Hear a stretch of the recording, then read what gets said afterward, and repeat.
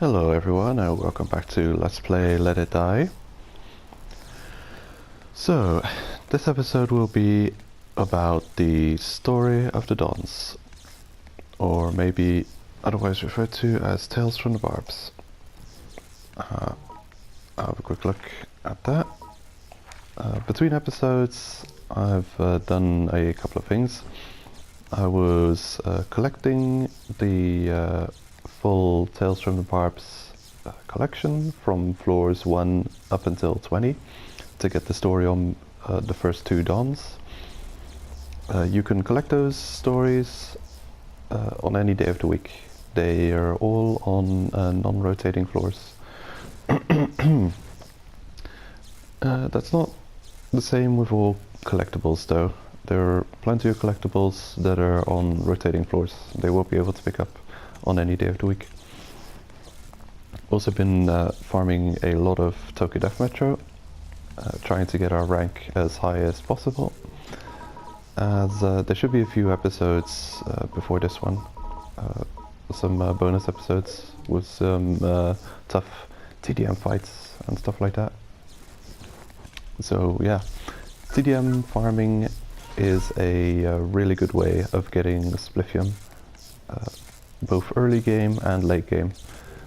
It's really fast Spliffium farming, especially if you just want to upgrade something fast and you need a bunch of Spliffium.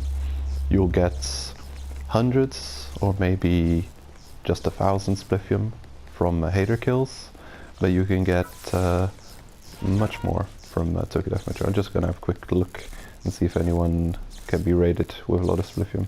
Looks like we've been raided. Our base is on fire. Telltale sign that something didn't go right while we were logged out. Oh yeah, if you've upgraded some things in your base, in your waiting room, then those upgrades will show up when you talk to Tetsuo. They'll also show up if you approach the upgraded item in question. One section has been destroyed as a result of that attack just now. Which one? Momoko's shop again? Man, people are always picking on Momoko. Let's see. The kids have raided us. Oh my god. So when someone raids you, you can have a look. If there's a magnifying glass to the left of their account name, you can inspect and see what happened during the raid. So a quick look at this one. Well, yeah. Of course we got our ass kicked by this guy. He's wearing some crazy armor we don't even have access to yet. Okay, cool. Looks like we're still in Platinum. That's good news. Hoping to stay in Platinum for the weekly reset. Get a good chance on that shovel reward. Right. Oh yeah, anyway. Raid.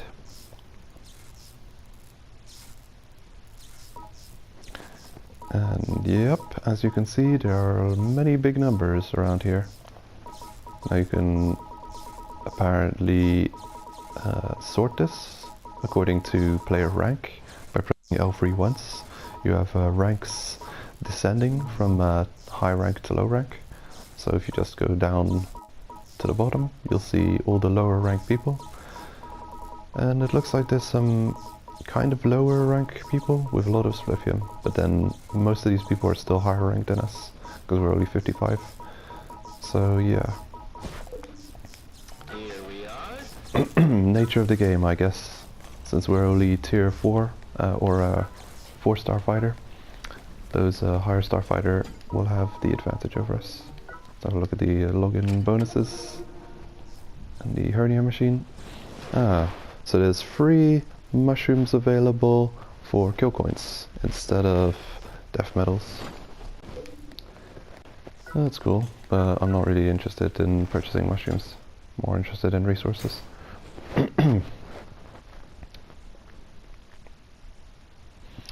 Okay, this is something I should probably cover as well. Let's see, so between episodes also I mentioned picking up the Tower of Barbs, the Barbs Bible, no, yeah? Is that what it's called? Tales from the Barbs, yeah. Tales from the Barbs. So I pick up the story of the Dons. When you get a full collection of either volume, any of the volumes, you will get a message from someone and a reward in the reward box. Let's see. Is it Captain Yotsuyama? No. It's Meijin? Nope. Uncle Def. Okay, so it's Uncle Def sending you a congratulatory message on both volumes. Looks like the same message, just, you know, on either volume. They've swapped the volume number. So, dear Senpai, it's me. Congrats on completing Tales from the Barbs Volume 1. I'm sending you a little something to commemorate it, okay? As usual, you can find it in the reward box. Go collect it. Well, later. Yeah, see you later, Uncle Def. And the rewards would be death metals, which are always a nice reward to get. So these 2 death metals here are from the collection of a full set of the Tales from the Barbs. So we've got a couple of lost bags from Tokyo Death Metro. I'll go ahead and open these. Mahogany, pure aluminium, pure plank, and some other assorted things. Login bonus is a bar meat half portion. That's not too shabby. That comes in handy more late game and end game, as it's much more difficult to recover your fighter health with beasts when they've got much more health than they have now. But as we can fully recover our health by eating the higher grade beasts that we can discover in the floors we have access to.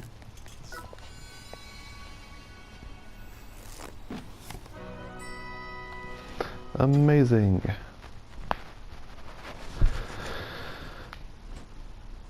Yeah, you sometimes get some worthwhile items from that thing. Most likely not though. You can expect blueprints you already got, or beasts, or decals you don't want.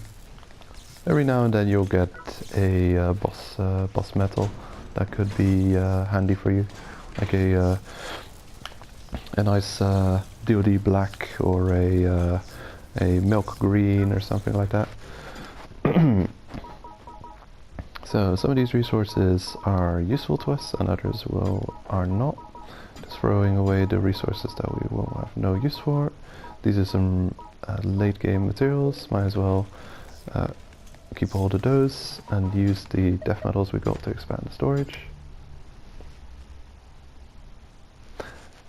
Again, this is something that you should always focus spending your death metals on. The increasing storage. I can't think of anything more useful throughout the game until you've got the fully expanded storage and got it at its cap of 1,000 spots. Because, well, as you progress through the game you'll find higher level areas, and upgrading things you'll never be able to knock off material types. So you'll have to, the further you get in the game, just the more types of materials will be accumulating in your storage space. Okay, let's have a look at those Tales from the Barbs. So, the first story, Max's story. Okay. So, from Tokyo Death Metro, Death Comics, Tales from the Barbs, Volume 1, the Meet the Self-Made Man Who Needed an Extra Hand or Two. Okay, just gonna have a look. Oh yeah, I'll press the wrong button. Right. Okay, so the L2, R2 buttons change page. Okay.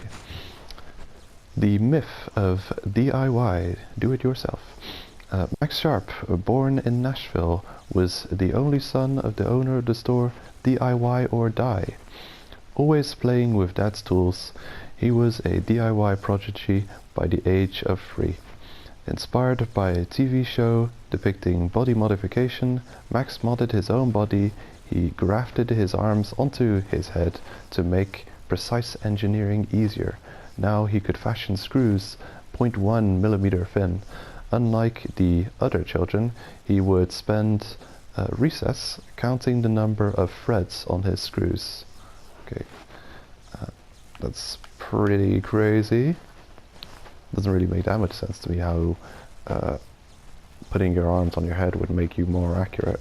But I can see a metallic arm to the right of him there, so maybe he's roboticized himself.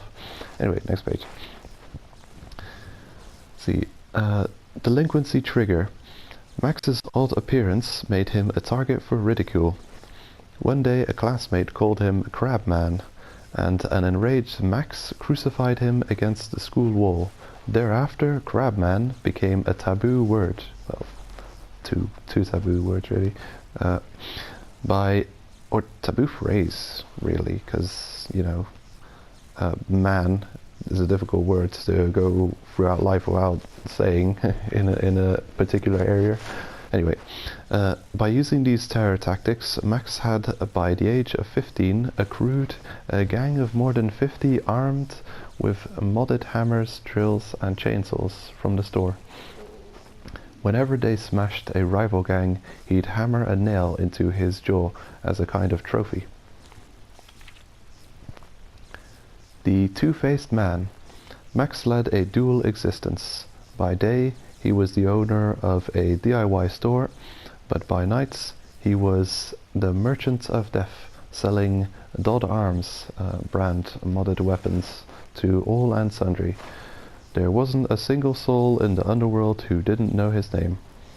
Max would have gone on making a killing like this until a brawl in a bar changed his life forever.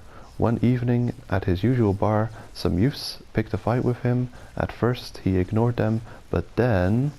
and then you would have to find the next volume, but we've already got them all, so let's have a look. The Great Brawl. One of the punks yelled at Max, "What are you staring at, Crabman?" Uh-oh, that's the taboo word. Don't say that.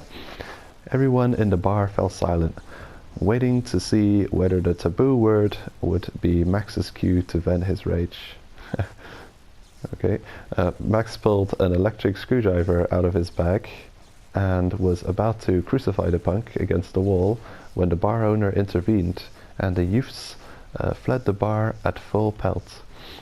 And yet the punks, or youths, what you called them earlier, the punk's words gnawed away at Max, and his rage, rather than abating, took deeper roots. I know, he's getting even crazier. I wouldn't want to piss off a guy with a bunch of nails sticking out of his face and arms nailed to the side of his head. That's, I think that would be a mistake. Anyway, Max is deaf. Max's body bristling with every power tool. Wait, what? Max, his body bristling with every power tool, went to each punk's house and massacred their families. He used his power tools to mod the corpses into pieces of furniture. Having murdered 23 people, as only a true do-it-yourselfer could, Max was arrested.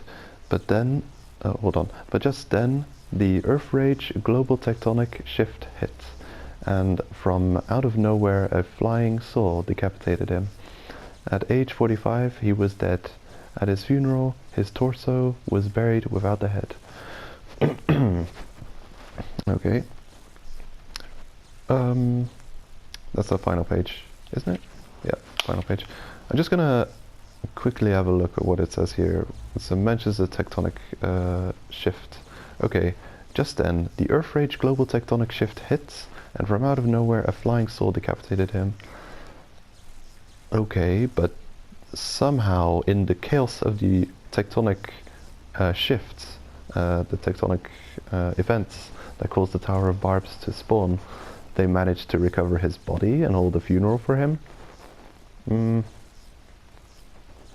Well, I guess they don't mention the rest of the world being in chaos. I'm sure the rest of the world is kind of okay. It's just the tectonic event that spawned the tower, uh, which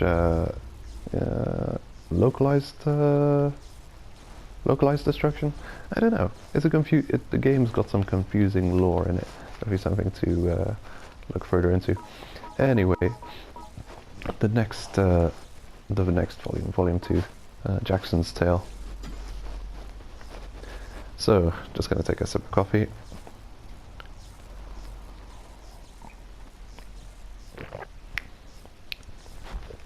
Alright. So, from Tokyo Def Comics, Tales from the Barbs. A tale of ill-fated lovers in an explosive romance. Let's see. Okay. The war industry hero. Colonel Jackson was born in Los Angeles. As a kid, he was fascinated by action movies with muscle-bound heroes and got hooked on weight training. Jackson became a soldier in the US-led Allied forces, advanced to the rank of colonel, joined the war ensemble, and developed weapons. Yep. He was also a narcissist, using anything reflective, even a weapon, to check himself out, and was often spotted naked and admiring his well-toned physique. Okay, that's not weird at all. Happy bomber equals narcissist. Okay. Jackson was particularly skilled at making bombs. He became known as the Happy Bomber. When testing his bombs, he loved to feel the blast against his skin, like a soft caress, even during these tests in the nude. Like, dude, just do some sunbathing, man. That's safer. Don't want to bathe in the warm glow of explosives, right? He soon became addicted to the thrill and acquired a bad habit of taking selfies in front of the explosions. He shared the photos on social networks and engineered increasingly hazardous photo ops to get more likes. Until, yeah, that's kind of a phenomenon in and of itself, isn't it? People like going crazy over social media reactions and doing weirder and more dangerous things just for reactions and likes. Kind of a story of our age. Anyway, Johnny the Beloved. Jackson was never really into girls, and his friends used to give him shit for it. Then, one day he met someone who showed him affection for the first time. That man was Johnny. Johnny! Okay, so this also explains why he shouts out Johnny during the fight. That man was Johnny, his army subordinate and love of his life. They met while watching the international hit movie Chuck Norris vs. Predator 4. Okay, on opening day. He remembered wearing out the videotapes starring these heroes of his childhood, and Johnny was in the seat next to him in the theater. After learning that they were assigned to the same squad, he felt the pull of destiny. Excuse me. They went out to eat together afterwards and hit it off immediately. They promised to be together forever, and though they tried, they were eventually separated by the same fate that had brought them together. Jackson finally paid the price for his bad habit. ... Which number is this? The one before? This is also ... So the final 2 pages are kind of like the conclusion of the cliffhanger on page 4. Ground Zero Tragedy. The War Ensemble's new cluster combo was about to be tested. True to form, right at the edge of the safety zone, Jackson was readying to take a selfie. Wanting to take a photo to mark their engagement, Jackson had dragged Johnny along. Johnny! However, the bomb turned out to be a lot more powerful than expected, and they were blown away Sitting up in a cloud of dust, Jackson called out, but no answer came. Half of Johnny's body was missing. Johnny! Jackson's deaf. Okay. Okay. Jackson became deranged with grief. He resigned the army and returned to LA, but all he could do was continuously cry out, Johnny! One day he went into town clutching his selfie stick and indiscriminately threw 43 hand grenades. Exactly 43 hand grenades. But yeah, like, who counted these? How does the guy telling the story know? Anyway, but as he was being arrested, the Earth Rage global tectonic shift hits. Okay, global tectonic shifts. Yeah. Right. The explosion from a flying grenade cleaved Jackson's head off his shoulders. He was dead at age 32. Only his beautiful toned torso remained. Right. The explosion from a flying grenade cleaved Jackson's head off his shoulders. Yeah. So this is more information on the tectonic shift, the tectonic events, global tectonic events. So these stories are actually happening all across the world of just chaotic things. We're seeing a trend here with people getting their heads knocked off, and it also explains why in the fights against the Dons you're basically going up against the disembodied head, which reattaches itself to some monstrosity. So we've already got 3 pages of the next Dawn story. I'll want to get the whole set before taking on the Dawn, actually. It'll be nice to have the story before going up against the next one. I kind of just forgot about these stories and was kind of slacking on them while we were making progress through the tower.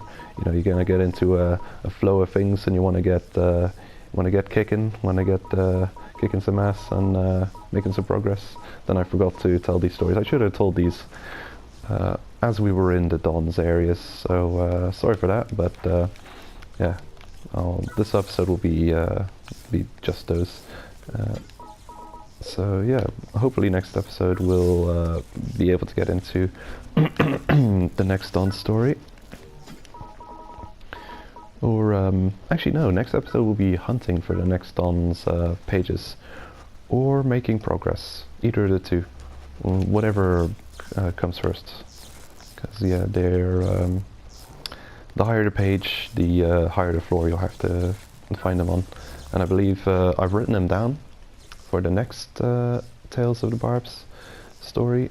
The third Dawn. And the final 3 pages, well, the final 2 pages on floor 29 and floor 30, so yeah, we'll be able to get those next episode, unless something crazy happens and we were able to defeat 2 mid-bosses and a whole bunch of floors. Who knows? So let's see. Managed to upgrade the fencer set quite a bit between episodes. Just have a quick look at that.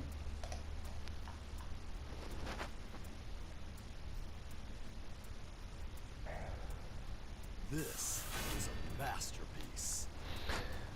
That's absolutely true.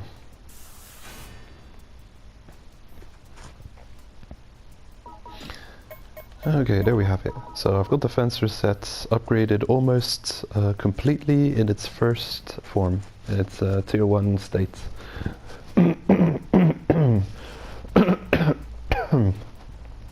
Excuse me. So the hat is, let's see, comparing that to the knight helmet, I think the knight helmet actually has more defense value than the fencing helmet. Bear in mind though, the knight helmet is already at its tier 2 state, and the fencing helmet starts off on 3-star, while the knight helmet moves from 2-star to 3-star when upgrading from tier 1 to tier 2. So yeah. Anyway, the knight set also has the downside that it's only got 3 tiers available for crafting as of this video. Now the fencing helmet, what am I saying? the fencing set, has 4 tiers available. They released it being able to reach tier 4. As no doubt will be a trend with new armors coming in the future. Since, stage 4 release is a thing in the game. Right, fencing armor S, so that's something to look forward to, but it costs red medals, so that'll be the floor 30 and upwards resource. Now, as I stated in the rules of this Let's Play, I'm not going to be using materials that we don't have access to naturally in-game in the game's initial release state. So I'm not going to be using floor 27 to get early overpowered. I'm also not going to be using any other forms of material gain, like the weekly Dawn kill quest to get those early red medals. I've been doing TDM between episodes, and I've noticed that a lot of people, well, of course they wouldn't restrict themselves to such rules because they're not doing a Let's Play, but excuse me, so early. I just started recording just after I got up. Anyway, yeah, a lot of people have got really overpowered things, as you will have noticed in the bonus episodes before this one. If I've uploaded them properly where they should be. Yeah, people are using tier 4 things to absolutely wreak havoc on the lower grade fighters. Unfortunately, I'd be included among their ranks. So, I think that's probably going to be it for this episode. I've noticed another episode where we're just standing around in the waiting room talking. There's so many changes to the game, constantly updated, and I've not been able to play recently, not been able to record episodes. So yeah, the longer hiatuses I take between recording sessions, the more time I have to waste in the waiting room. Unfortunately for you guys watching my Let's Play, hopefully next episode we'll be making some more combat and some more progress up the tower, because yeah, just spending all this time in the waiting room talking is probably making for really boring content. Sorry about that again. Hopefully to the regular recordings from now on. Fingers crossed I'll manage to keep that up.